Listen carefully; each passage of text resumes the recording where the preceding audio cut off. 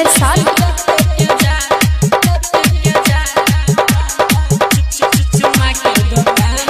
गजब के छेल तोहरा गाल गई रसों से भरल फटला लाल गई रसों से भरल फटला लाल गजब के छेल तोहरा गाल गई रसों से भरल फटला लाल गई केते छौरा के फसल ही गे मां केते छौरा के फसल ही गे मां आ बंद करन छौरी चुमा के दुकान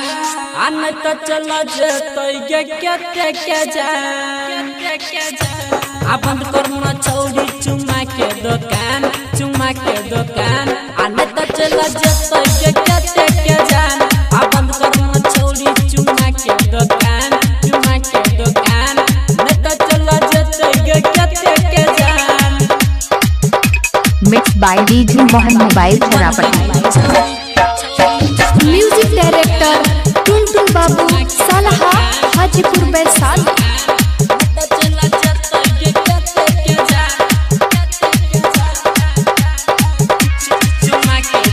खुला रखे छही गे टागे कमे छो तो हरा रे टागे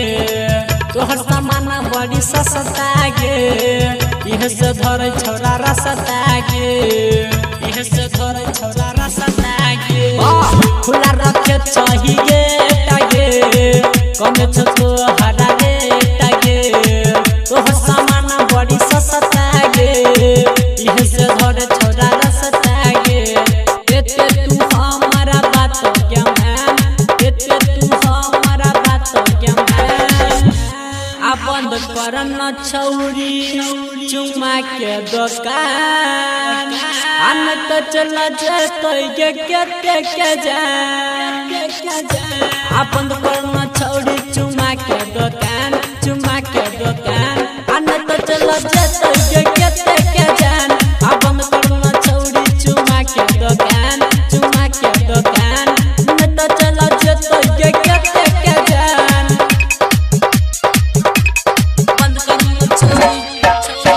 म्यूजिक डायरेक्टर टुनटुन बाबू सालहा हाजीपुर वैशाली।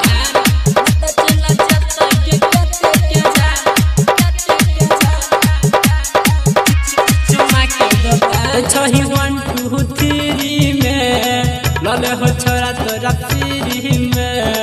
कहे हो मामा पर बीन गे मोहे ससुमन नवीन गे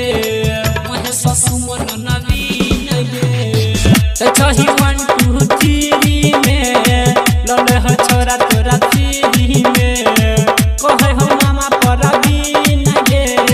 मोहे ससुमन नवीन गे रमन जी जाय छो सुन सो भाषा मनोज जाय छो सुन सो भाषा आ बंद करन छौरी चुमा के दुकान अन तो चला जतई गे केते के जान आ बंद करन छौरी चुमा के दुकान